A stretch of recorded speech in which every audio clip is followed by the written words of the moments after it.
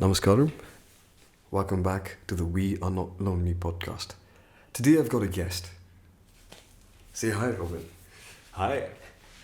So tell me a little bit about yourself, Robin, and how did you end up here? Sure. Well, yeah. First of all, thanks for having me, Rudra. you for coming. My name's Robin. I'm from Germany. I've come here to Mysore to study yoga with my teacher Chidananda, and it's my third month actually in Mysore. I came here in February 1st, stayed for 2 months, did a teacher training, then I went traveling through India and Nepal for about 3 months, and then I came back. So now I'm here pretty much practicing yoga, learning how to teach yoga, practicing pranayama, organizing some workshops here and there. Yeah, that's the best part. We'll talk about that a little later in the podcast. Don't give away all of your secrets. Alright. Let's talk about your journey, man. Like, how did you end up coming to India, ending up in Mysore, in this small little town, very sleepy? Sure. That's a good question. Where to begin?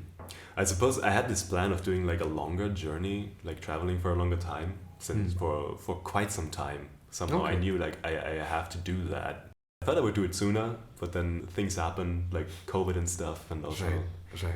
yeah. Also, I didn't travel when I got out of school, like some people do, Ah. because I felt like, okay, because I wanted to do work in arts or like specifically video games at the time at least.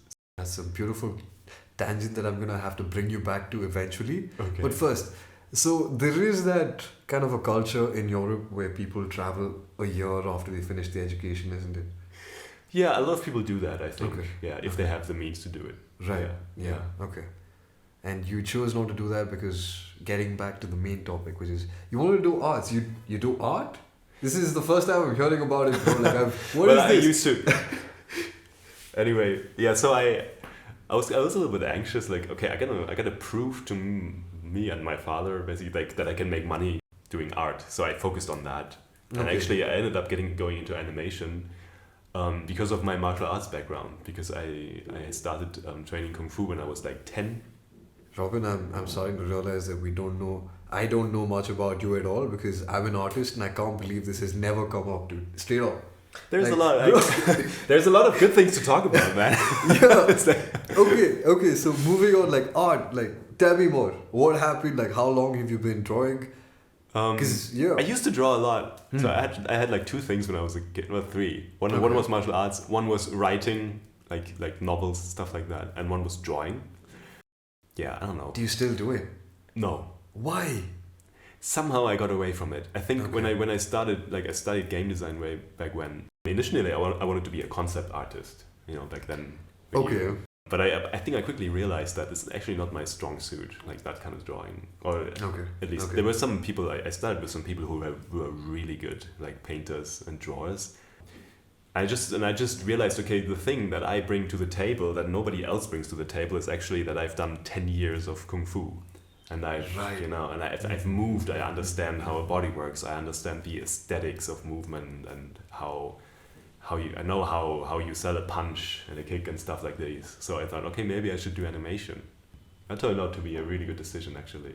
Okay. Because So wait, are you still doing animation or? I'm sort of in between. There was a time in my life when I sort of realized that, okay, actually I don't really want to work in video games. I can do more. I want to do something actually where I feel like I'm making a greater contribution. Okay. So I've been trying to sort of get out of that job, or at least like reduce that work to a minimum. But yeah, up until recently, yeah, I was working at a company called Point Blank Games. I was the lead animator there for a bunch of years. Yeah, working on a game called Stray Blade, which is out on Steam. I'm gonna check it out. I'm a huge gamer. Everybody here knows this. If you haven't, go check out the earlier ones. We've done an entire stream playing Apex. There's not much happening there except me screaming because I'm very bad at talking when I'm playing Apex. Episode 6 or something, it was on Valentine's Day. My friend and I, both single people at that time, we just like, hey, you know what? We were coping. We were coping by playing Apex. But yeah, I'm gonna check out the game, man. Great. That's Yeah, brilliant. do it. Dude, like I did not know that you did animation or art. Like I can't believe this has never come up. Okay, but I did know that you did martial arts, which is what I'm gonna get into like soon, Mm-hmm. but we'll talk more about art in person, Yeah. right? So you've moved away from art though, art and animation. Sort of. Yeah. Okay. I still write. Yeah, but I've been moving more towards the sort of a healing profession and Right. I don't know, spiritual profession, if that's a thing, or something like that. Feel free to do a self plug. I mean, this has like 62 subscribers. You might know. That's great, actually. Oh, good. Anyway. Yeah. Yeah, so now I basically I started building. I got a license. Like in Germany, you can get something that's called like a healing practitioner's license, Right. which allows you to do some like alternative medicine and therapy without being a psychologist or like a medical doctor. Yeah, and I got some training in some alternative psychotherapy, Oh, and okay. I've been sort of working part time in this, like self-employed since the end of 2020, I think. So it's been sort of very small, like a few clients here and there. Yeah, it's like slowly growing. It's still quite small. You started in 2020. It's been 3 years. Things will pick up. Yeah, and I For mean, sure, for the yeah. most of the part, I was still like working like 4 days, in my video game company. Like, so that was my main pay job. So I also didn't have that much time to commit to it. Right. Makes sense. Makes sense. Yeah. So, looking at things now, I think. So you took a break from all of that, and you decided to travel the world. Pretty much. So you were working in animation, and you were trying to build up a business on your own on the side, and wasn't that exhausting, dude?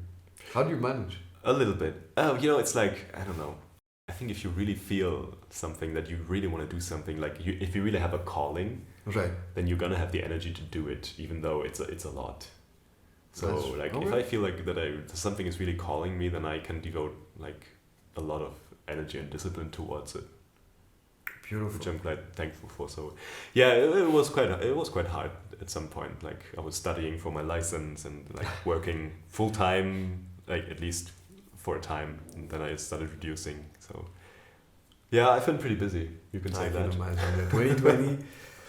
So up to 2023 is when you've been doing this, because that's when I met you in Pretty Feb. much. Yeah. Yeah. Yeah. So you've been doing this balancing act for the past almost 3 years. Yeah, yeah. I mean, if you count like the time that I was in training and everything, then longer. Pretty much since 2017.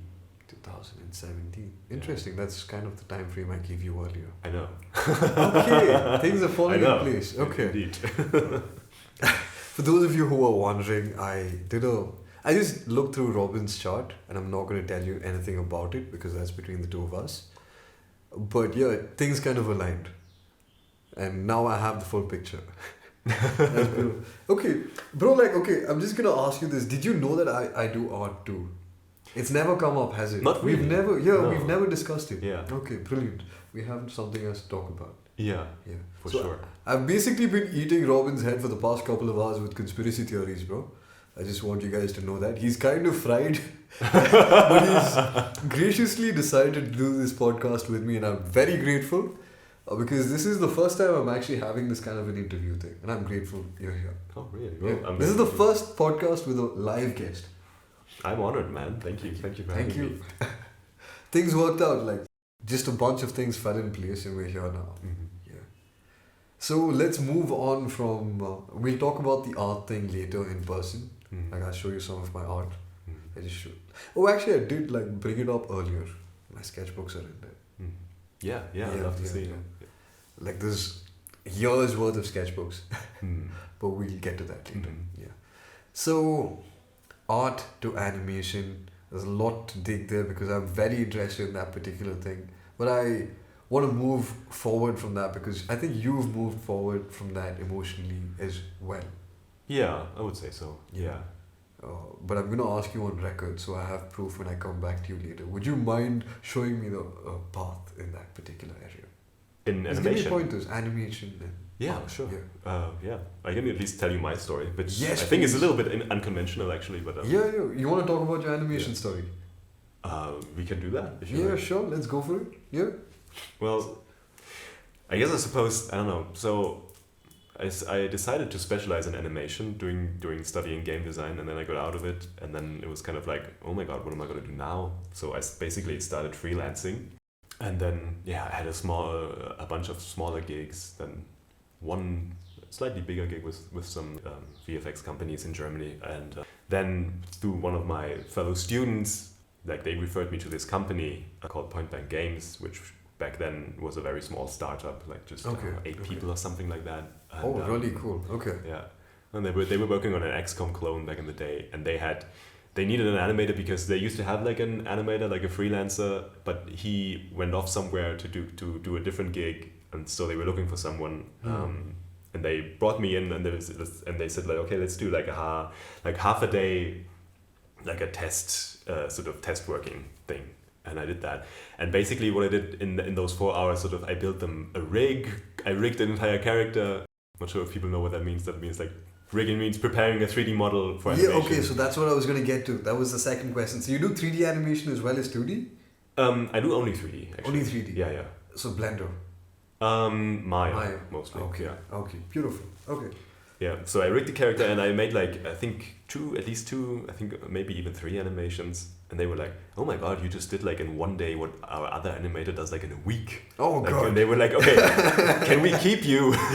We would like to be, please come. So this is you, this is us, we would like to work. Yeah, that's beautiful, man. So then, I kept working for them as a freelancer for a time, and they finished the project, and then they started up a new project, and they brought me in like full time, like as an employee, and then we went through a bit of a sort of rough history with some failed cooperations with other video game companies, and then a project we were working on was sort of kind of changing always a little bit according to how much budget we had available or who we were trying to get money from and all these things. And the video game industry is very brutal. It can be, yeah. Especially like, I know, so have you watched Into the Spider-Verse, Across the Spider-Verse, by the way? Into the Spider-Verse I've watched, yeah. Okay. Yeah. So the second movie's come out. Yeah, I heard about it. I haven't seen it yet, yeah. You should. Mm-hmm. I think you'll enjoy it as an artist. Mm-hmm. Yeah?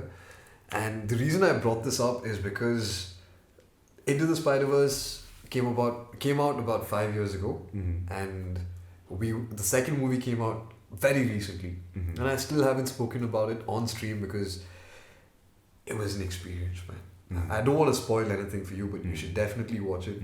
If you've seen the first movie, you know it's a visual treat. Yeah. Second movie is also a visual treat. Nice. Yeah. They took 5 years to paint all of that stuff. Wow, okay. Yeah. But the thing I wanted to talk to you about was there was this whole issue with artists and animators being overworked.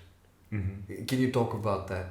Yeah, that happens. Is that an issue? Yeah. Yeah. I was very lucky because like the 2 founders of Point Blank Games, they're really great. They're like the best CEOs like I could imagine. Like, so they really go through great lengths to avoid like giving overtime to their employees and like paying everyone fairly. But that's actually a very, very common thing. Sort of like almost many companies sort of consider that as a given. Yeah, okay, it's the video game industry, so there's going to be crunch time. Like, you're going to be working overtime. That's uncommon, you mean? In your company is like one of the few companies that actually treat its employees like human beings. Like, yeah. Sort of, yeah. I mean, yeah. In the animation, okay, the reason I'm bringing this up is because I follow a lot of anime and I follow a lot of art and all of this. And you might have noticed, have you been watching Marvel recently? The movies, you mean? Yeah. No.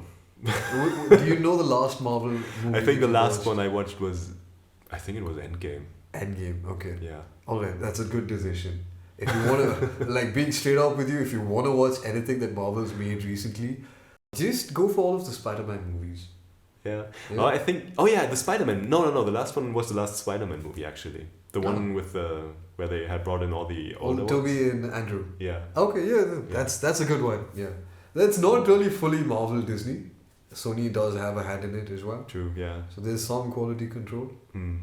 But what's been happening in Marvel, like I want you to watch some of the movies so that you can see the absolute dog shit animation in $1 billion movie. Really? Seriously. Go check out this movie called Thor: Love and Thunder. Oh, yeah. Okay? She-Hulk. She-Hulk. Yeah. So this is Oh yeah, She-Hulk I heard about. yeah. Yeah, somehow I got wind of that the VFX of that were really terrible or something. Terrible, terrible, dog shit. So it's become industry standard for a company like Marvel. The reason I brought this up, and the company that you mentioned, could you just mention their name again, please? Which one? The one I worked at? The one you worked for. Point Blank Games. Point Yeah. Blank Games, yeah. Yeah. So the video game industry is a lot more cutthroat. They need to work against time. They take years to develop a good product. It takes years. Yes, for sure. A really good game, like for example, GTA 6 has been in development since GTA 5, and that's been 10 years plus, Mm-hmm. right? In the movie industry, it's kind of similar, but these people have deadlines because they need to put out movies every year or so. Mm-hmm. And Marvel is notorious. Marvel and Disney, they're notorious for changing their deadlines, Mm-hmm. what they require, Mm-hmm. etc. And you're a 3D artist. Talk to us about rendering times. Rendering. Well, I work in the video game industry, so we have real-time rendering. So that's Oh, that's brilliant. Okay, I did not know that. But yeah, rendering time can be pretty crazy. Yeah. So, like, okay, movie, dude, like, this is so much that I did not know you were. This is basically something I wanted to do for a very long time. Animation. Yeah, Oh. animation and art and like game development. Mm-hmm. I've actually, somewhere in my sketchbook, I've actually got multiple ideas for games. Mm-hmm. Like I've done like a UI UX screen for the Mhm. character, non RPG game and all that stuff. Right. We were working on it. My friend and I were working on it back in 2019. Mm-hmm. We started work on it in 2019. We were supposed to make a short movie, a proof of concept, Mm-hmm. and then the pandemic happened. Mm-hmm. We were supposed to shoot in his house, Mm-hmm. but he ended up being stranded in London, and I was stranded in Mysore, and I did not have a camera to record and do all of that. We could have, I mean, maybe if we pushed, but you know there were barriers, Right. and we just put out our album instead. Mm-hmm. Wow. Yeah, so damn, dude, this is something I did not know. That's Well, yeah, there's a lot to tell. And I don't talk about it a lot because it's not my focus at the moment. yeah, fair enough. But we have Robin on audio admitting that he will guide me through the process. So it's all right. We'll get to this later. So moving on, let's go to movement. Mm-hmm. Let's move to movement. Right. Brilliant pun. I will pat myself on the back for that joke. Nice. He spoke about martial arts and that being the reason that, what do you call it? You got into animation itself. Yeah, you could say that. I Yeah. think. Yeah. Apart from the fact like wanting to work on video games for some reason, but yeah, I sort of noticed that that's sort of like something that I have that Okay. like most of the other students I was meeting like didn't have. So yeah, I just thought, okay, I think I might be good at this because I also like I did some theater when I was in school and stuff like Yo. that. So I had a little bit of acting experience on these and A lot of things about Robin are coming to light in this Exactly. podcast. A lot of things that he's never mentioned before, but okay, go on. yeah, I don't know. Acting. And people like, and Okay. then my teachers would always like sort of make fun of my very illustrious body language, which for animation is actually good. So Yeah, exactly. yeah, I don't know. I had a feeling that it could be my thing, and it turned out to be a very good decision because, like, yeah. Have you heard of Naval Ravikant? Sorry to cut you Of off. what? Naval Ravikant. No. Okay. So he's got this theory that every person's life is different, Mhm. and because of the way that people live their lives, I mean that's a that's a It's a good theory. I think he's right. I'm really badly what do you call it, paraphrasing him, but everybody's got their own unique advantage is what I Yeah. meant to say, Yeah. right? And that happens as a circumstance of people's lives, Mhm. and they're shaped by that. Mhm. So, for example, you were in the animation industry, but because of your added experience in martial arts, Yeah. you had something called a unique advantage that you could leverage. Yeah. Yeah. You Right? could say that. Yeah. That's interesting, dude. Like, if you haven't listened to Naval Ravikant, please give him a listen. Mhm. This guy, I listened to about 15 minutes of his podcast on how to get rich. Mhm. I've never completed that. It's like 4 hours long. Oh wow. Okay. Yeah. I like to put it on in the background when I'm doing art. Mhm. Just click a random timeline in that 4 hour thing and just let it play. Mhm. You know, sit and do art for maybe just soak in all of that knowledge. Right. So this is one of the things he said. who you are. It's gonna be a bunch of choices that you've been making. Now, even you said that you moved on from animation and movement in martial arts. You've moved on to Yeah. healing. Yeah. And Do you want to talk about that for a bit? okay, are we? Yeah, we can. Yeah. I guess I think that, like, the pivotal point was actually at the, like, when I was doing my bachelor's Okay. thesis, like studying game design, and it was quite stressful actually. Didn't really know what I was doing, and I had sort of like loaded myself up with a lot of work, like just animating stuff, and yeah. So by the time I handed it in and it all went fine, like I got good grades and everything, but actually I had hyperthyroidism afterwards. Oh dear. Okay. Yeah. So so yeah, so that was kind of a problem. A little bit, yes. I think yes. You got hypothyroidism. What happened? Did you gain weight or? No, it's the opposite. Like when you have lost weight. hypothyroidism, yeah, you gain weight. Hypo, But okay. hyper is like sort of you have too much thyroid hormone, so you Okay, you okay. lose weight. You know, you get very shaky. You're nervous Oh, at the same dude. time. Okay. And exhausted, and yeah. So How did you get out? Like, yeah, is that was sort of a long story. That was sort of a wake up call for me, that I noticed, okay, something is wrong, and I could see myself being in a slightly dark place, being like, I don't know, angry at everybody and everything like that. And I distinctly remember a certain point in my life where I sort of had this insight that, okay, I gotta change something or I'm gonna die. And then I started basically, I set out on this journey of healing and transformation and spirituality, and by the end of it I sort of realized, like, wow, sort of for the first time I think I really saw my own potential, and Okay. sort of really saw that I'm the way I'm perfect in a way, as I am. right. Not perfect, but sort of I'm exactly what I'm supposed to be, At this and I don't have to be, particular and I don't have to try to be something else, basically, or conform to some other idea. And that's when I sort of realized that, why the hell am I working on video games? Like, I wanna help other people come to that point, and I wanna help other people heal, and I think I could be good at it. So yeah, and that's when I decided to sort of train to get to be a healing practitioner. And when I made that decision, the hypothyroidism vanished. Oh, dude. Yeah. Okay. That's brilliant. Okay. Yeah. So that was basically that was its purpose, I suppose, getting me to that point. Basically setting me straight, correcting the trajectory I was on. Yeah. When did this happen? When did this realization that you I think need to it help was people? end of 2016. 2016. Something like that. Okay. Yeah. That's when your life, and that's when you were handling both art, animation, and studying to become a healing professional practitioner. Yeah, that started in 2017. 2017. Yeah. Okay. Dude, that's heavy, man. I don't know how to respond to that. What was I doing in 2016? I'm just going on a mental trip. Oh, wait, that's when I started my MBA. So I was just... Your what? My MBA. MBA? No, my master's. Oh yeah, sure. Yeah. Mm. Master's in business administration. I'll show you my photos on the way back. Man, you've done a lot of things too, man. Found a lot of things about you too. Like, you're an astrologer, you're an artist, like, you're a YouTuber, you have a master's in business, something. Oh my god. Everybody's got a master's in business administration. It's okay. I don't. Hey, no, dude. Like in India. Okay. It's just a thing you do.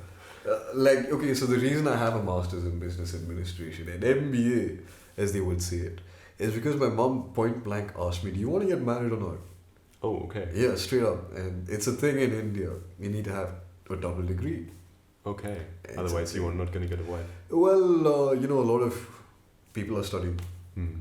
So women who have studied a bit more Mhm. will be like, hey, you've only done one degree. I It's a see. thing. I It's see. a cultural thing. Sure. Yeah. Earlier it was either doctor or engineer. Mm. Now the path has opened up. You can be a lot more. Mm. At the end of the day, it's just about the money, dude. Mm. As long as you're able to be like, hey, listen, bank balance, you have a problem, I can do whatever I want. Mhm. You have a problem with me, I'll go off to France. Right. Mhm. I'll bring home a white girl. Mhm. Hey, please don't. We have no problem. Do what you want. Mhm. You're very scared, yeah.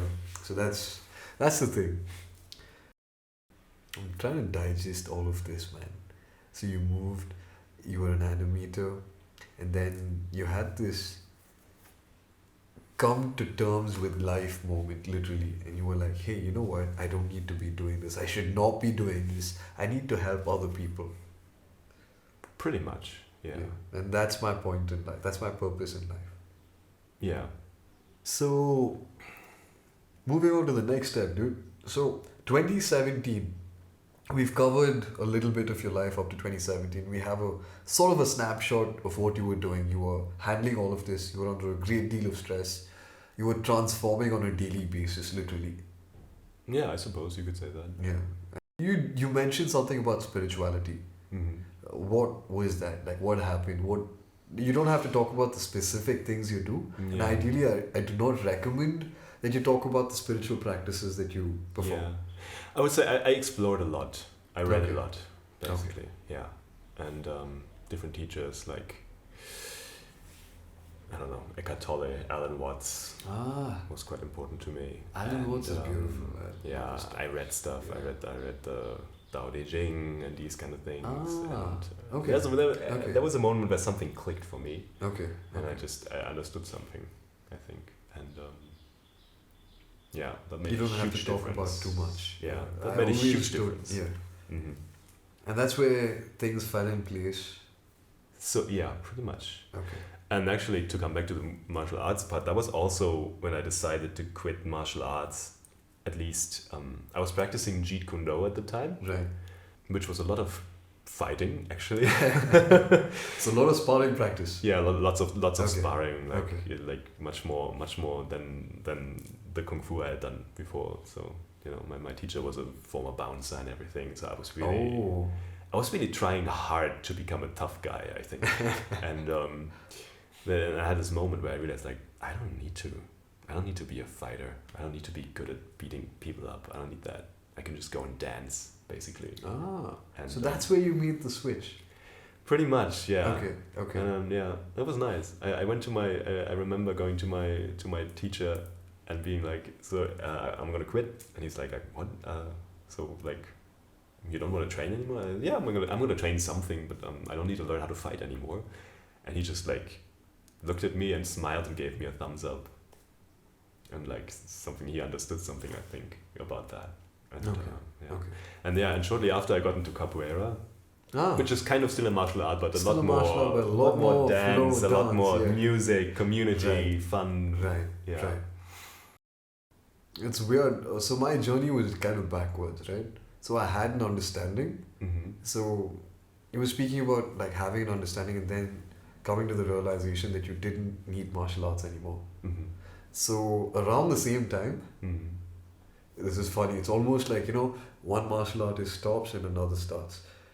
Like the because okay, so here's what happened, right? Like around the same time I was going through a similar transformational thing.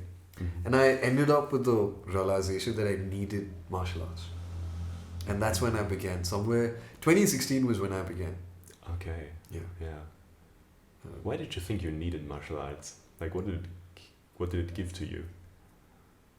Strength and self-confidence. Mm-hmm. That's it. Mm-hmm. I'm strong, I'm capable. That's all I needed. Yeah. Mm-hmm. I haven't practiced on a daily basis. I haven't picked up my sword in nearly 6 months. My master's going to be like, what are you doing with your life? But I think he'll understand when I just tell him I've been exploring. Yeah. And he's given me the permission to explore. Okay. The thing is, here, I don't know much about Jeet Kune Do. Mm-hmm. I know about Bruce Lee. I'm a huge fan. Mm-hmm. But what's happened is I've been practicing. I think I've told you, have I? Like, Yeah, you told me something about that. Yeah, for sure. we have like a sort of similar lineage. I do practice Kung Fu too. Mm-hmm. But mine's a little more modern, like the Wushu Kung Fu, Mm-hmm. right? But my master, since he's from Manipur Yeah. and he does Thang Ta, Yeah, which you is an told me about that. indigenous martial art Right. of India, and it's very deeply tied to the culture Mm-hmm. of Manipur. Mm-hmm. So I actually had like this entire moment where I had an entire year, so 2015, 2016, I decided to devote my life to martial arts, and I was like, hey, listen, I need to move to either Manipur or to Kerala because I wanted to learn either Kalari or Thang Ta. Mm-hmm. And then I found, of all places, a Thang Ta signboard on the way to college. Wow. And I'll show you that when we head back to Gokulam to drop you off, Mm-hmm. right? So I saw that in 2015 and I didn't go back there. I went, inquired. I was like, I would like to learn Thangta, please. And they were like, oh, sorry, if you want to learn Thangta, you can't do that. There's only one particular teacher and he's here rarely, so you'll have to talk to him. Mm-hmm. Why don't you join for Wushu? And when it's time for you, you can start weapons. Because Thangta is only weapons, Right. primarily. Right. There's a lot of overlap, no doubt. But primarily, if you're learning Thangta, it's sword and spear, literally. Mm-hmm. Mm-hmm. And that's what I wanted. And we'll talk about that later, like in person, off camera, off podcast. But basically, I was very into martial arts, and then I got into reading a lot of manhwa about martial arts, and it's just become my thing. Mm-hmm. So that's how I got. And funny thing is, I actually was doing Bharatanatyam like a little bit. My aunt is a Bharatanatyam teacher. What is that? It's the Indian traditional classical dance. Ah, okay. It's one of the forms. Yeah. So there's like Kathak, there's Kuchipudi, a lot of forms of dance. So Bharatanatyam is one of the old. I don't know much about Bharatanatyam. I don't want to talk about it. I don't want to say something wrong. Right. Yeah. There's a friend of mine, Shishika. You've met her. I've met her. Yeah, so she is a Bharatanatyam dancer. Ah, I see. Right. Mm-hmm. So yeah, so my aunt was teaching me Bharatanatyam. And there was this particular dance that I wanted to learn. Mm-hmm. Right. But she didn't know it. Mm-hmm. So it's called the Rudra Tandavam. Mm-hmm. Which is incidentally the name of my martial arts account. Ah. Rudra Tandavam is the destructive dance of Shiva. Ah, yeah. Right. And I said, I want to learn this. And she's like, I know the Ananda Tandavam, which is the happy dance. Mm-hmm. So there's the angry dance and the happy dance. Mm-hmm. I was like, I want angry dance. She's like, I know only happy dance. What can I do? I'm like, okay, I will go learn martial arts instead. That's how that happened. I see. Mm-hmm. So moving on from that, I've reached a point where I've decided to start exploring. Mm-hmm. Because I love martial arts, I'm going to continue doing it. But I also want to learn something more gentle, something more expressive. Mm-hmm. In other ways, because martial arts is very expressive, but in a very specific form. It's like, Yeah. I think you know what I'm talking about. It's not aggressive. It's not violent, but it's aggressive. It's to take down somebody else. It can be. Exactly. For sure. Yeah. But recently I've been like, and I think I've spoken about this in the very first Contact Improv Jam that I attended with you. Mm-hmm.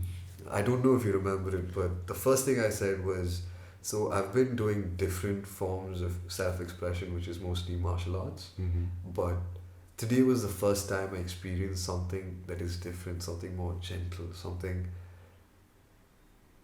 And it was an experience that I hadn't had for a very long time. Mm-hmm. Contact is not something that we do down here in Mysore. Mm-hmm. At least I didn't know about it until you got here. Mm-hmm. So let's talk about contact. Okay. For reference, 1 second, I'll just give them some context. Yeah. So that entire story was about a contact improv workshop and jam that Robin hosted. He had done this sometime in March 7th, 8th, or no, this was after Holi, right? The contact? The contact improv. Yeah. I think it was.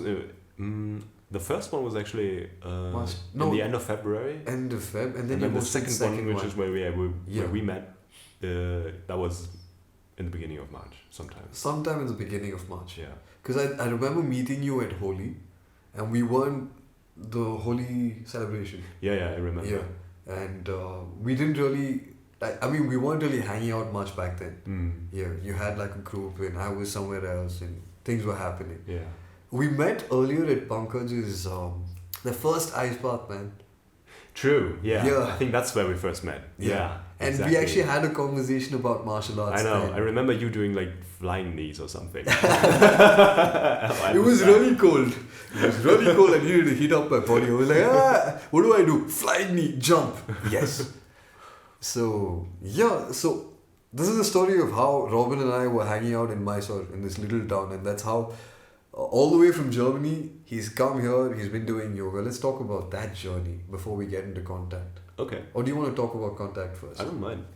Because we haven't covered the story of how you got here, dude. It's true. Yeah, no, we started it. I said We started it and then we went on. We Yeah. dug a particular story. We Yeah. went into art. That's where we got distracted. True. Yeah. I got distracted. Well, yeah. So basically, in the beginning of last year, like 2022, Okay. I did capoeira for like 3 years, and then that suddenly stopped for some reason, like because like me and my friends had a falling out with our teacher, basically. Oh, okay. And I quit capoeira, like we left the group, and I somehow didn't find a way back to capoeira. It was kind of ruined for me in a way. Oh, I'm But, sorry to yeah. hear that. Yeah, it was quite sad at the time because like it was a very important community to me.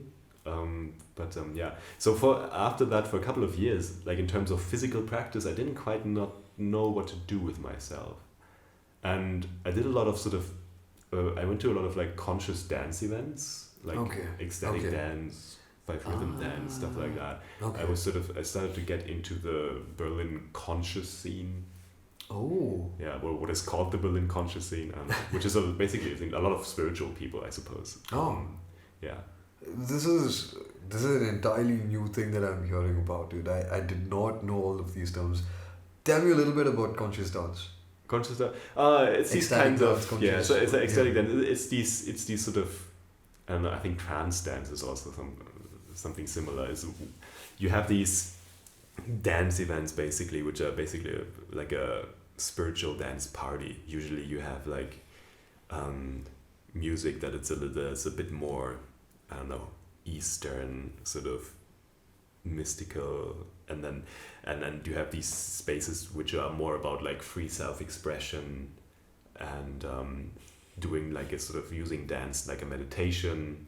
Oh. And Dude, that is so deep. connecting as a community, Okay. like Okay. these types of things. So yeah, that was a very nurturing space for me because like I never danced a lot before that actually, which nowadays people who know me today can't imagine that. But It's difficult for me to until- imagine Robin not dancing. Straight up. We'll get to that later. I'll until explain why. until my late 20s, I didn't really dance. Like I don't know, I was too shy, I suppose. But in these spaces, I felt actually confident, and because like you could dance in any way, and you were in an environment surrounded by people where you could be quite sure that you wouldn't be judged by anybody. Exactly. So- Yeah. And so Yeah. to jump the gun, that's the space he provided for me and other people as well at the Contact Improv. We'll get to that. I know I'm teasing it quite a bit, but it's going to be worth it. Trust me.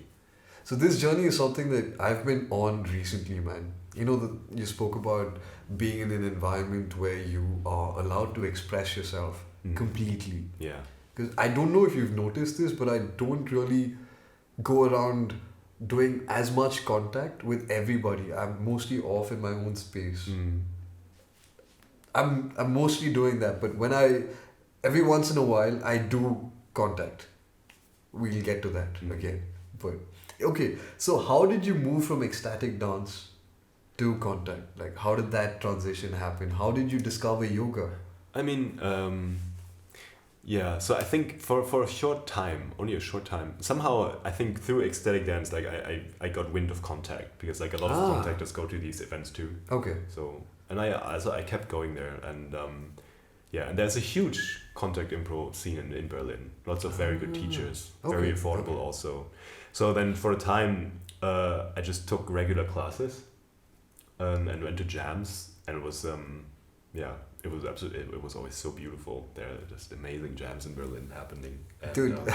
And then COVID happened though. Oh! And then sort of contact was sort No! You were giving... I thought... Oh, dude. Okay. Damn. Okay. Go on. yeah, so that sort of put an end to that Okay. for a long time. Yes, because COVID, no contact. Yeah, Literally. exactly. And I went more into music during COVID, but Okay. yeah, let's not digress too far.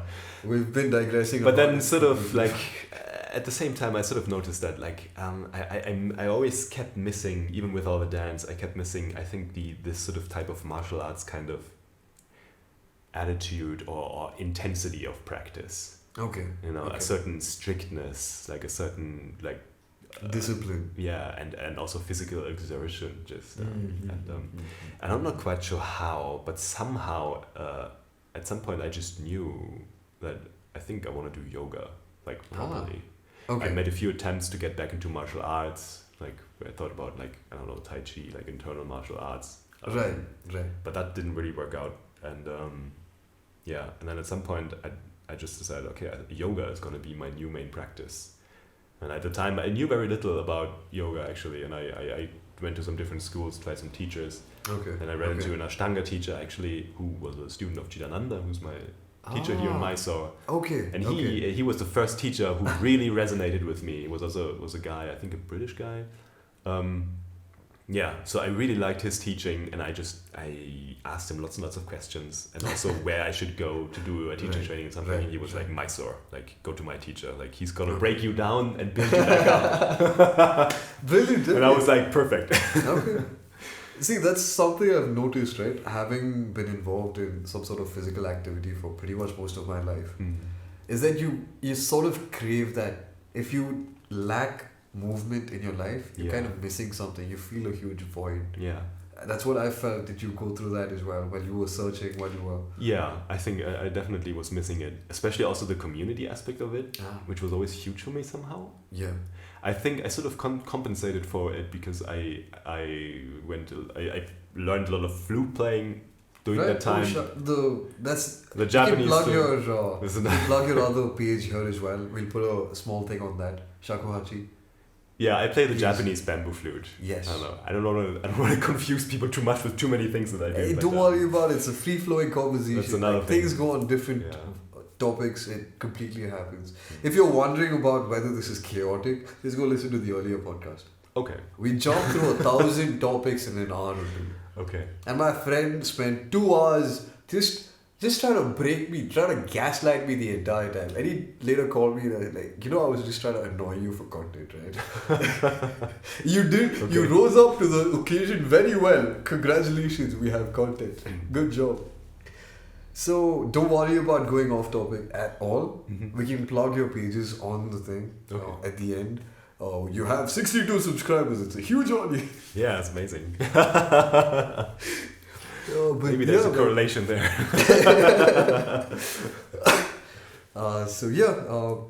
Getting back, let's talk about contact. Because we finally reached that. COVID happened, no contact. Yeah. And then I got into yoga basically. I practiced like for 9 months in Berlin. And then I came here. And it was sort of, I don't know what happened. I was sort of thinking, okay, I'm in this yoga place. And I was missing dancing, I think, mostly. Right. And I kind of thought okay, Mysore is such like a spiritual yoga hub. Like there should be some kind of conscious dance here, but like there kind of wasn't. And I was talking to my fellow TTC students about contact and like how I had experience with contact. And there was some people were asking me about it because they wanted to learn about it. And then at some point, one of my friends just asked me, couldn't you just give a workshop? And I was sort of like, yeah, I think I probably could. Yeah, at least basics. And so I just did that. At the time, I think only 6 people came. I think it was in my teacher's shala actually. Was Pankaj there as well? No, Pankaj wasn't there. I think Pankaj left around the time to do a retreat somewhere or something. Okay. Yeah. So yeah, it was mostly a bunch of friends, but it worked out really well actually, and people had so much fun, and they started like just flowing and dancing on their own very, very quickly, and it was just like this beautiful energy that just by itself arose by itself, I suppose. Yeah. And I sort of realized that there's some actual value in this. Wow. There's something happening here. Yeah. And so I thought, okay, let's do that again, and it just kept growing. And then at some point, met Gray. Yep, I remember Gray. Yeah. Who was also a guy, also a martial artist, a guy, whom I met at. He actually came to the very first. He was there just as a participant, and like he also had a lot of contact experience. Actually, probably more experience than me. And at some point, we just like started to work together, like organizing the workshops together. Right. I think the first workshop, which is the second workshop that you put up in Mysore was hosted by the both of you. The one you went to? Yeah. I think officially it was still hosted by me. Yeah. But sort of Gray made a lot of very good suggestions to being there. Right. Okay. Yeah. And after that, and then you all start. Oh, we no, officially yeah, started. the first one. Just, and it became much more of yeah. a thing at that point. Like. And then you guys were like, "Hey, bro, listen. I think you guys spoke about things about after that, and then you all decided to take it to the next level. Yeah. That's when we moved to the other Shala. Yeah, soon after Isn't that. it? Yeah. Because I think we've had one on that terrace. Oh no, we've had one on that terrace, and then we had another on that terrace where we had the ice bar. We had a few, at Venus, yeah. I think we were almost approaching double digits in the number of contact jams and improvs. By now, yeah, probably. Yeah. I think we're at 8, 9, something like that. 8, 9, yeah. And there were a couple that happened when you were away in the Himalayas, by the way. True, I know. Yeah. I realized. And you were like, "Oh my god, I lit this fire." Yeah. Yeah, that was beautiful, man. It's it's difficult for me to explain what contact has done for me, but it's becoming a part of my life. I want to learn more about it. Because I don't know, man, like, I want my friends to experience this as well. And I'm going to be meeting them. I've showed them videos and so on and so forth. But we'll see. Yeah. What do I do? What are my next steps? How do I get to the level where I'm like, "Hey, listen, this is how you contact, this is what you do," and then put on some music and just jam?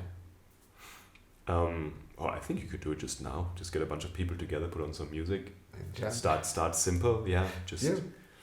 But yeah, I mean, there's a lot of, like, in India, there are a lot of, like, retreats and, like, I don't know, workshops like that happening in Goa, I think, or Dharamshala, like, I think, everywhere, basically, where all the hippies go. So sort of. So that's probably, let me guess. There's Mysore, there's Rishikesh, there's Dharamshala, and there's I think, Goa. probably Goa is probably the most. But I'm actually not sure, actually. But but there's gonna be plenty. I just covered the main spots, like the yoga hotspots. Yeah. So it should be most of these. I'll do some research. I'll get back to you on that. Yeah. That's beautiful, man. So Robin started this whole movement, literally a movement in Mysore, where he got a bunch of us together and he shared the secrets of contact improv and jam. And no, man, it's been this beautiful experience, right? It's been That's kind of amazing because I never planned for it. Like, I never planned to teach contact, and I've never been to a retreat myself or a festival. Actually, I only took a bunch of classes. Okay. So it was kind of like At the beginning, I was a little bit insecure because, like, actually, like I'm not super experienced. I think it's something that comes to me very naturally, but I haven't actually gotten that much training in it, if I'm honest.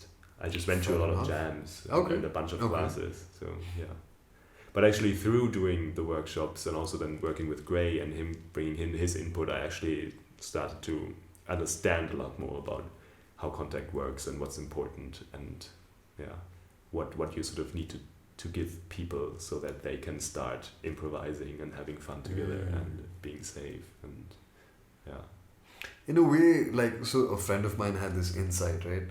Whenever you go to learn movement, you just treat every single movement as a part of an alphabet. Like, maybe it's an alphabet, maybe it's a sentence, it's a phrase. So you learn all of this once you break it up into that thing. So once you learn the letters, like, you've taught us the basics, right? Like, you just, there's one way you're in contact with your partner at all times. Yeah, you just touch the hands or something, or the back. That's the basic. And then you move on to putting weight on each other. Exactly. And then you can move along, experience movement with your partner. And you did that so beautifully, dude. Thank you, man. Because I had never done it. I was like, hey, this is something new. This is so much fun. We're just moving like this. What?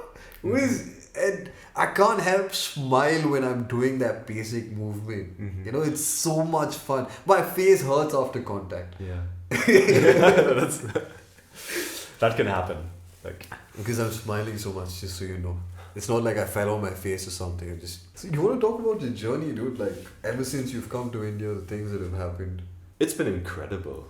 Okay. It's the most amazing year of my life, probably. Yeah. I've met, I've just not the things I've learned, the people I've met, the things that I've done. Like also the contact workshops was something I didn't expect at all, which was just blew my mind how that thing just like grew. And you planted a seed and it grew into something. Yeah, exactly. And I just felt like, wow, I've really made a contribution. And then I traveled. I went to Hampi. Let's talk about that. You've been in India for you've been here since Feb. Yeah. It's July now. Yeah. There's something that do you like India that much that you're still? I love India. Yeah, absolutely. I love Mysore in particular. Okay. Yeah. What do you like about Mysore? Is it? Yeah. It's all about practice, I feel. Okay. And it's for India. It's remarkably quiet. At least in Gokulam. Okay. And it's just like there's a great community aspect here. I think you have like this it's like this little village where almost everybody is a yogi. Yeah. So and then you have your little Shala family and your friends, and you run into each other all the time. You eat meals together. You do stuff, and everybody is very committed to their practice. I think that's quite special. So it's a special atmosphere, very quiet, good place to just dedicate yourself to your practice or your projects and just grow internally and externally. Yeah. Do a lot of work. Yeah. That's the funny thing. So I didn't really know about Mysore being this international yoga hub until Feb. See, okay, really? yeah. So, my factory is quite close to where Gokulam is. I'm not going to mention it. I don't want to dox, right? But we can just mention Gokulam. It's fine because it's known anyway. So it's about like 5-10 minutes, and I take a different road to get there. I pass through Gokulam, as in.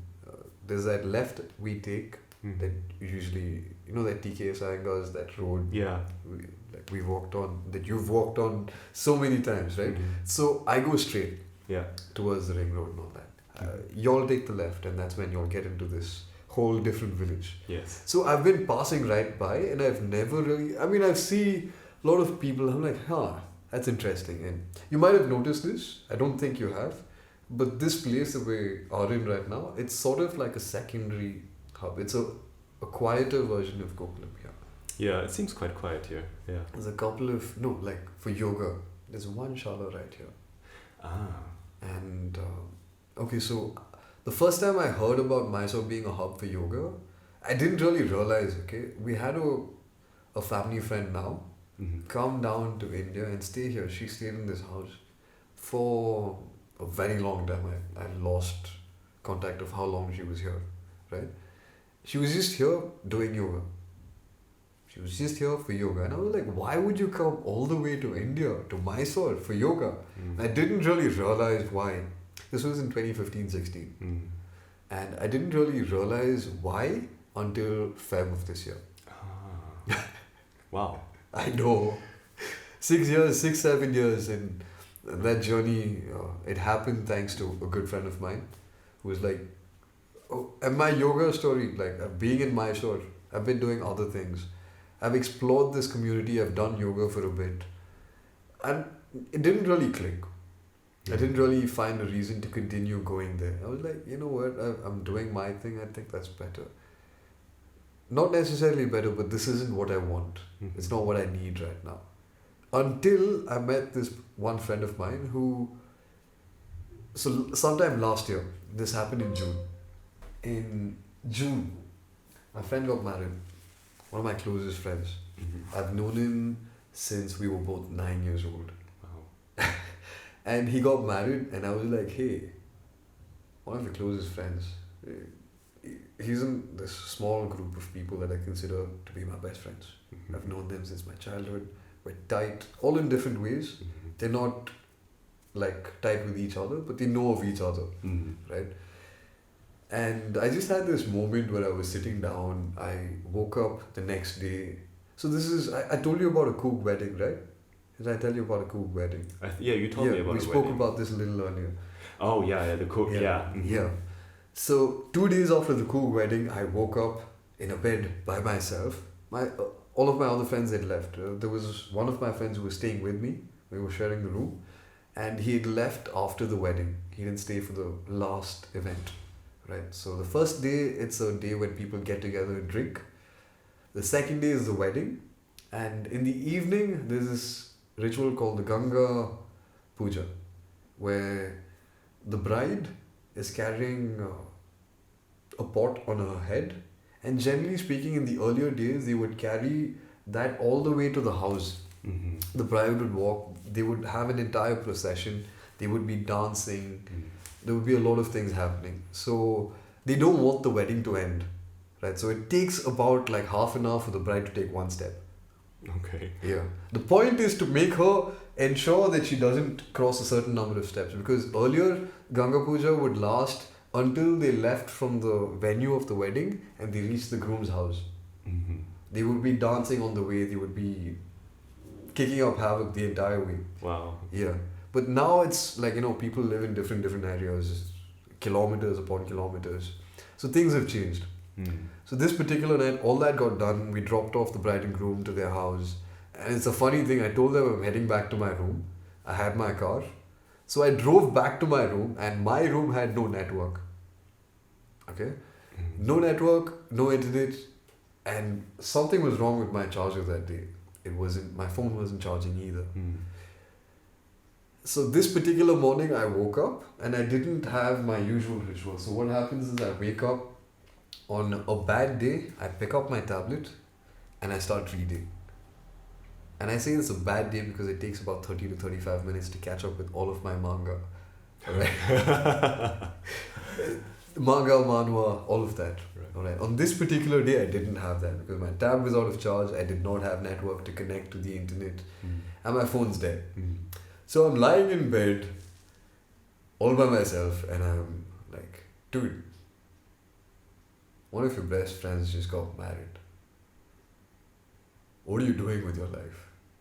Alright, and the past few days I'd actually spent with his cousins at his house. I was playing games with his 9-year-old cousin, bro. I was teaching him, hey bro, check out Genshin Impact, it's a really nice game. Mm. Check out Valorant. Like, I play games with his cousins even today. Mm. Like, we still have that bond. Speaking of which, I should call that guy. It's been a while since we played a game together. So on that particular day, I woke up, I had this come to moment. I was like, I need to make some moves in my life, dude. Until that time, I was working as a freelance artist. Mm-hmm. And I was, getting somewhere. My skills had improved a lot over the past 4 years. I was basically trying to get into concept art Mm-hmm. to start my own webcomic. That was the goal. Mm. Right. So I have a first draft of my comic, Wow. my story, not art, just the story. plot and the story. Yeah. Mm. I've written a first draft of a book. Mm. It hasn't seen the light of day since. So this particular point, I was just like, I need to do something and change my life. I need to do something drastic. My friend has gotten married. So I decided to move out, and that's when things changed. Like, after I decided to move out, that's when my friend, right, he called me, he took me to his ranch. We ended up doing yoga at the ashram nearby. Mm. I had a beautiful time, dude. Mm. I had a wonderful time. The first time I did yoga over there, it was like, BENNE, right? Butter. The what? BENNE masala dosa, butter. Oh yeah, yeah. So I'm going to give you like this small saying in Kannada. Mm. Benne tere agittu. Mhm. So my spine had melted like butter. Ah, I walked out of that class like, wow. that's a This good one. is- I have to yeah. remember that. Benne, I'm gonna say that to my teacher. benne tere agbeku. Benne tara. So I want my spine to melt like butter. Mhm. Like, it's become like butter. Mhm. So butter melts easily. Mhm. Right, so that's the thing. And I walked out of that class like a changed man. And immediately after that, he took me horse riding. Right, and that was the first time. Actually, that's my second time riding a horse. Mhm. Because I had ridden a horse when I was in first standard, like grade 1, first grade. Mhm. I was 6 years old when I first rode a horse. And so this guy has this theory. Have you ridden a horse, Robin? Yes. Yeah? Did your perspective on life change after that? No. No. Okay. So my friend's theory is this, and the reason he says this is, it's very connected to yoga. So have you been on a horse since you did yoga? No. Okay, let's get into that. Let's get into some of the specifics, some of the secrets that you shared with me. Mm-hmm. Alright, back in the day, riding a horse was something only the rich could do. Mm-hmm. You needed to be of royal descent to ride a horse, especially in India. Mm-hmm. Horses were very rare. They had to be imported all the way from Gandhara, so modern day Afghanistan, Mm-hmm. because that's where horses. All of that was part of India at one point of time, Mm-hmm. different kingdoms. Mm-hmm. But there was that connection, there was that trade, everything was happening. Right. So to get horses, they had to bring them all the way from there, right? And it was an expensive affair to own a horse, to maintain a horse, Yeah. even today. Yeah. I Right. know. Mm-hmm. So to get onto a horse itself, it's a thing that most people can't even dream of. And that's a Raja Yoga. Mm-hmm. Okay, and now we get to the yogic aspect of riding a horse. So when you're on a horse, what is happening? You're in a particular stance, the horse stance, right? It's a very difficult stance for most people. To maintain that horse stance in that, what do you call it, at a trot, gallop is fine, like it comes. But to get to Yeah. the trot, It's not easy. it's not easy. Yeah, it takes technique. It You takes- have to be in sync with the horse. Exactly. All these things. You learn to be in sync with another being. Yes. Yeah. And what's happening, like we'll talk about the physical aspect of what's happening when you're riding a horse. Mm. Your butt is going Yeah. against, I mean, it's a very crude way of expressing it, but Yeah. that's literally what's happening. Yeah. Okay, and Can be quite painful if Yes. something goes wrong. yes. And which chakra is there? The Muladhara. Muladhara. of Muladhara, course. the Oh my root. God. We've got the Muladhara chakra Yeah. all the way there, and that's constantly being activated. Mm. Most people have never done bandhas. Mm. Yoga was banned around 200 years back during the British times. Oh, okay. They banned yoga, they banned everything to do with Indian culture, they banned martial arts, Whoa. Kalaripayate and Thangta, Mm. and people were put to death if they were caught practicing or had weapons, etc. Mm. But my point is, even yoga was banned, and BKS Iyengar, and this is my study after I found out about this is the last 6 months. BKS Iyengar put a great deal of work into reviving this down here in the south, Mm. and he had a lot of the Hatha Yoga Pradipika. It's Yeah. written by Acharya, Mm. the one Yeah. out there. Yeah. Yeah. I know. So all of these people were instrumental in bringing yoga back. So that knowledge of this Muladhara activation, all of that, it's not common knowledge anymore. Mm. It was at a point. It's not. So basically, when you're riding a horse, your Muladhara is being activated. Mm. Mm. That's the thing I'm getting to. All of this was for that one sentence. And once your Muladhara starts to activate, energy doesn't stop flowing. Mm. It keeps moving. Mm. So this is not a true activation, by the way. Yeah, I mean, does that mean like all the cowboys and all the riders out there like are very, I don't know, I can't have their chakras activated? Not all the of time? them. Not all of them. So that's the thing I'm getting to, right? It's a Raja Yoga. Mm. So a Raja Yoga, it's very rare to be in tune with another being and to control another being. It's something that most people don't have. Mm. So it's a part, back in the day there were like 64 arts that a man or a woman had to learn to be Purna, to be complete, to be considered a true man / woman, Right. to be a proper being. Horse riding was one of them. Mm-hmm. Another is sewing, by the way. Oh. Yeah, interesting, no? You go from martial arts to horse riding to sewing. Also for men also. Yeah, for men also. Wow, that's Yeah. great actually. Yeah, exactly, right? Mhm. So, I mean, you can look it up on the internet. In the past, everybody was expected to master these 64 arts. Okay. It's not that particular case now. Mm. So, as you go through this, you go through this entire transformation. Mhm. It's not just that, doing horse riding alone will awaken your Kundalini, Mm. but it will have an effect Mhm. if you use it right. Yeah, I can totally imagine that. Yeah. Because it's different. Okay, see, a cowboy riding a horse is different from a person who has done yoga riding a horse. Obviously, yeah. Yeah. Mhm. And a person who has done yoga, done martial arts, done bandhas, Mm. done meditation, Mm. gone to the Himalayas, sat there and meditated, then rides a horse. Experience is different. Mhm. Like it's like For what sure. what do you bring to the table? Exactly. Yeah. Exactly. Mm. So that's the thing. This is the idea. And I had a wonderful experience there. So this was the whole thing, and he explained, and he's I'm very particular about using this term yogi. It's very abused, and I've done an entire podcast about it. Yeah. And it's not just doing yoga, it's not just doing asana that makes you a yogi, Yeah. in the simple sense. Yeah. We'll get to that later, but there's a lot of spiritual work one needs to do. Anyway, my point is, he is a yogi in the true essence of that. I would apply that term to him without any, hesitation. He introduced me to yoga, he introduced me to horse riding, and he's like, bro, listen, you're trying to make a move, I have a place, why don't you check it out? I packed my bags, I left here at Brahma Muhurta, 4 o'clock. I was in Bangalore by around 7. Wow. And this was when the road was still being done up, by the way. Oh yeah. The Bangalore-Mysore Expressway. And this was around the time that I had met 2 very good friends of mine. And I haven't met them since until, now. Oh wow. Okay. And the 3 of us met again after a year. We did sort of the same things. I still haven't ridden a horse. It's been a while. I'm going to go to the ranch sometime soon. But yeah, man, so this was my journey as well. That led me to, once I went there, I ended up going to Hyderabad. I was training people in martial arts. And the podcast took a small break. And then I came back, I was like, hey, I need to do yoga. It was in the back of my mind.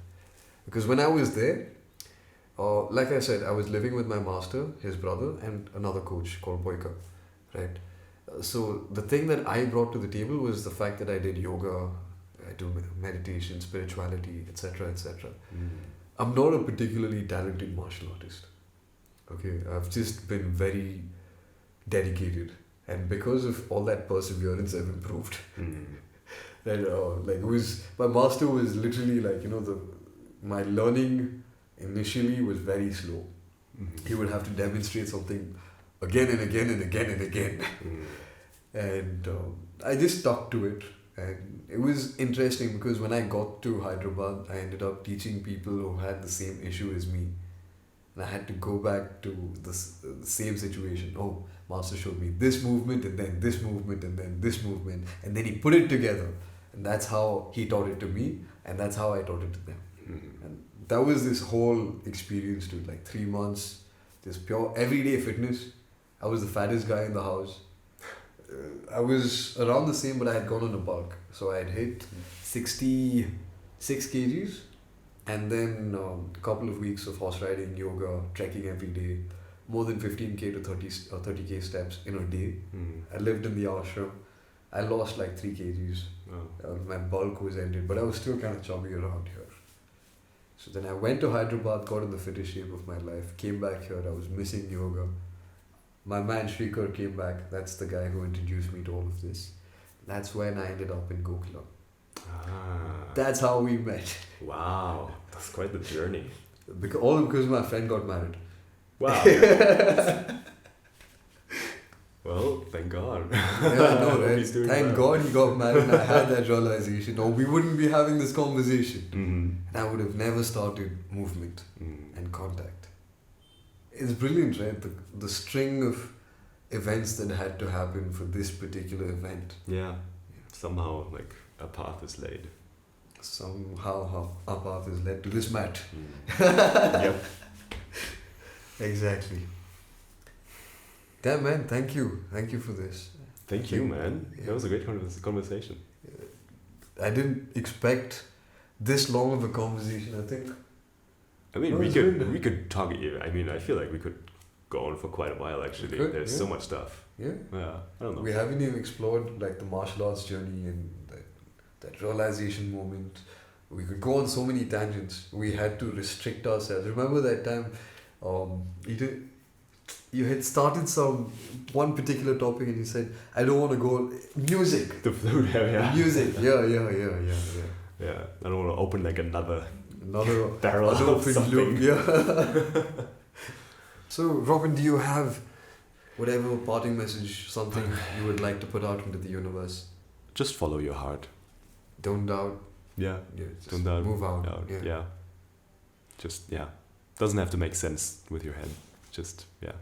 learn how to listen to your heart and follow that, Done. and you'll be fine. Thank you. Thank you, Rudra. Thank you so much for coming, man. Thank you for having me, Fer. This is brilliant. This is so this is the first ever podcast with a guest, a live guest. Amazing. We don't have video, unfortunately, but hopefully by the next time you come here, things will have changed That would be even great. more. Yeah, We could have a conversation on camera. that would be great. That would be amazing. Amazing. Yes.